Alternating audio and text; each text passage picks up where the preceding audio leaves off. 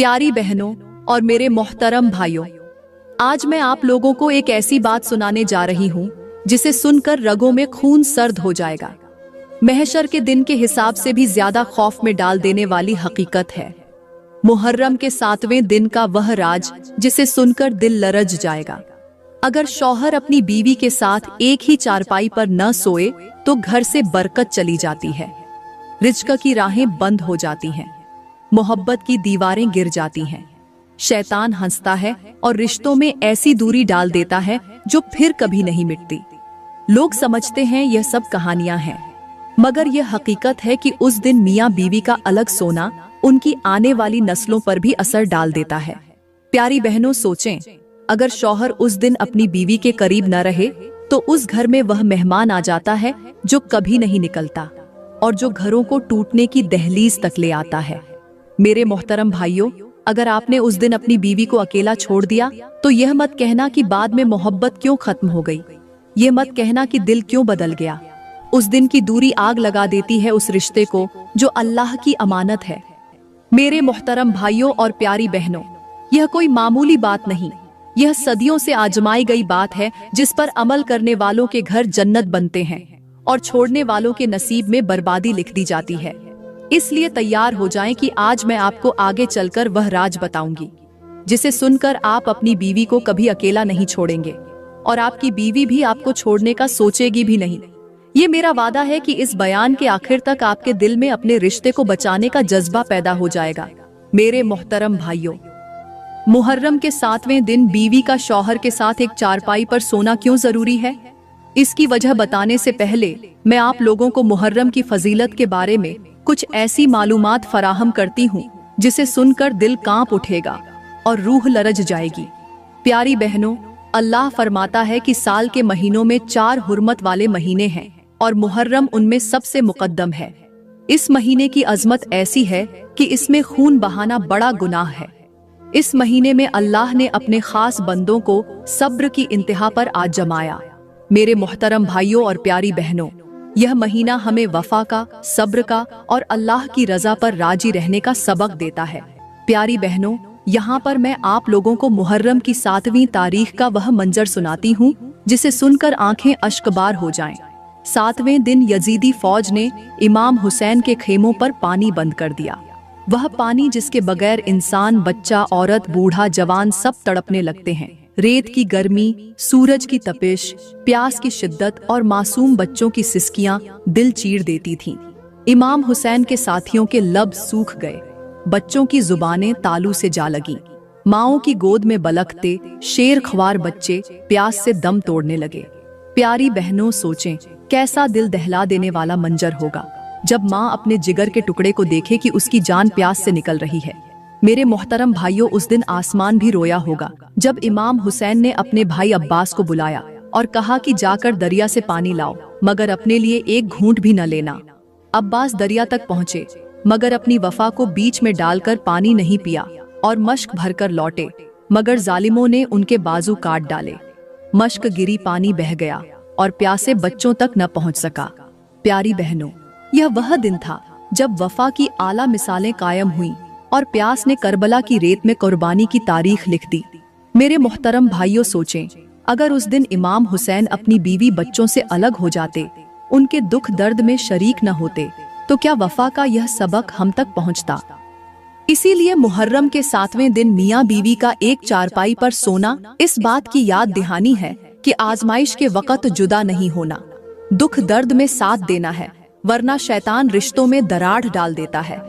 उस दिन शौहर का बीवी के करीब रहना, उसकी ढाल बनना, उसके आंसू पोंछना, उस पर आने वाली मुसीबत को बांटना है। प्यारी बहनों, अगर आप चाहती हैं कि आपके घर में इमाम हुसैन की सच्ची मोहब्बत का अक्स हो तो उस दिन शौहर से कहें कि आज आप अकेले नहीं सोएंगे, आज मेरे साथ एक चारपाई पर सोएंगे, ताकि हम आजमाइश की घड़ी में भी एक हो जाएं और शैतान को हमारे रिश्ते में दरार डालने की इजाजत न मिले। मेरे मोहतरम भाइयों और प्यारी बहनों, आज के बाद उस दिन की कद्र करना सीखें, क्योंकि जो उस दिन अलग सोएगा वह उस मोहब्बत की मिसाल से दूर हो जाएगा जो इमाम हुसैन ने करबला में कायम की थी। वह औरत उसी खानदान की थी, मगर उसका दिल हुसैन के लिए धड़कता था। वह कहती थी हुसैन हक पर है, मगर उसका शौहर यजीद का हामी था। जब मैदान करबला में मेरे हुसैन का सर कलम कर दिया गया तो उस औरत का शौहर खुशी से झूम उठा। उसने उस रात अपनी बीवी के पास आकर कहा, आज तो मुझे खुश कर दे, आज तो हमारी फतह की रात है। आज मैं इतना खुश हूं जितना शादी की पहली रात भी नहीं था।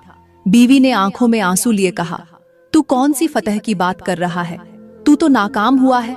उसने कहा, नहीं, आज यजीद जीत गया है, आज हुसैन गया। उसकी आंखें चमक रही थीं, जुबान से झर उगल रहा था और पूरी रात वह अपनी ख्वाहिशात पूरी करता रहा। बीवी सिसकती रही, उसकी रूह कांपती रही, दिल में कहती रही, हम मरने के बाद किस मुंह से हुसैन को देखेंगे। शौहर हंसता रहा, उसकी हंसी बीवी के कानों में कील की तरह गड़ती रही। उस रात आसमान ने भी स्याही ओढ़ ली थी, हवा बंद हो गई थी, खेमों में मातम था और यहाँ उसकी खुशी की महफिल। फिर वक़्त गुजरा, इमाम हुसैन का गम जमाने में फैल गया। मेरी प्यारी बहनों और मेरे मोहतरम भाइयों, यह कहानी हमें बताती है कि जालिम के साथ खुशी मनाने वाला उसके अंजाम में भी शरीक होता है। और मुहर्रम की रातें हमें याद दिलाती हैं कि हमें हक़ वालों का साथ देना है, बातिल से नफरत करनी है, कि मोहब्बत, वफा और कुर्बानी वही है जो हुसैन ने दिखाई, और जो उनकी कुर्बानी का मजाक उड़ाए उसके लिए दुनिया भी अजाब और आखिरत भी अजाब। प्यारी बहनों और मेरे मोहतरम भाइयों, मुहर्रम की 7वीं रात मियाँ बीवी का एक चारपाई पर सोना इसलिए जरूरी है कि यह रात सिर्फ सोने की नहीं बल्कि आजमाइश की रात है। यह रात वह आईना है जो दोनों को एक दूसरे का असल चेहरा दिखाती है। यह वैसे ही है जैसे कच्चे घड़े को आग में डालकर पका किया जाता है ताकि उसमें दरार न पड़े। इसी तरह इस रात साथ सोना मोहब्बत के घड़े को मजबूत बनाता है। इस रात अलग अलग सोने वाले उन दरारों को खुद दावत देते हैं जो बाद में दीवार बनकर खड़ी हो जाती हैं, और शैतान उन दरारों में बीज बोता है जो नफरत की फसल बन जाते हैं। शौहर को चाहिए कि इस रात बीवी के सामने बैठकर उसका हाथ थाम कर कहे, मेरी जान, मुहर्रम हमें कुर्बानी सिखाता है। मैं वादा करता हूँ कि मैं अपनी ख्वाहिशात, अपने गुस्से, अपनी जिद को कुर्बान करूंगा ताकि तुम्हें सुकून मिले। तुम्हारी इज्जत मेरी इज्जत है, तुम्हारी खुशी मेरा फख्र है। मैं तुम्हारे साथ रहकर तुम्हें वह अमानत समझूंगा जो अल्लाह ने मुझे दी है। मैं तुम्हारे आंसू साफ करूंगा, तुम्हें कभी अकेला महसूस नहीं होने दूंगा। बीवी को चाहिए कि शौहर के सामने अपनी मोहब्बत की गवाही देकर कहे, मैं तुम्हारे दुख दर्द में तुम्हारी ढाल बनूंगी, तुम्हारे दिल का बोझ हल्का करने वाली साथी बनूंगी। मैं तुम्हारे लिए वह साया बनूंगी जो धूप में ठंडक दे। तुम थक कर लौटो तो मैं तुम्हें सुकून दूं, तुम्हारे गुस्से को अपने सब्र से मिटा दूं। मेरे मोहतरम भाइयों और प्यारी बहनों, उस रात एक चारपाई पर सोना ऐसे है जैसे बारिश के मौसम में एक ही छतरी तले आ जाना, ताकि हवा की तेजी और पानी की बूंदें तुम्हें जुदा न कर सकें। उसी रात अगर तुम अलग हो जाओ तो समझो तुम छतरी फेंक कर तूफान को दावत दे रहे हो। इसलिए उस रात शौहर को अपनी बीवी को यह नसीहत करनी चाहिए कि जिंदगी के किसी मोड़ पर अगर मैं भटक जाऊं तो तुम मुझे हुसैन की कुर्बानी याद दिलाना। अगर कभी मेरा दिल सख्त हो जाए तो तुम मुझे करबला के बच्चों की प्यास सुनाना। और बीवी को चाहिए कि कहे, अगर मैं कभी तुमसे लड़ूं तो तुम मुझे उस रात की बात याद दिला देना कि हमने एक चारपाई पर सोते हुए वादा किया था कि हम कभी जुदा नहीं होंगे, और यही वादा हमारे बच्चों के नसीब में मोहब्बत की रोशनी बनेगा। प्यारी बहनों और मेरे मोहतरम भाइयों, यह रात हमें याद दिलाती है कि मोहब्बत रस्म नहीं, जिम्मेदारी है। यह वह आजमाइश है जिसमें पास होने वाला जन्नत की खुशबू पाता है और फेल होने वाला रिश्तों की वीरानी का सामना करता है। इसलिए इस रात को हंसी मजाक में मत उड़ाना। यह कोई मामूली रात नहीं, यह वह पल है जहां मोहब्बत के दरख्त को पानी देना जरूरी है, वरना उसकी जड़ें खुश्क हो जाएंगी और शाखें टूट जाएंगी।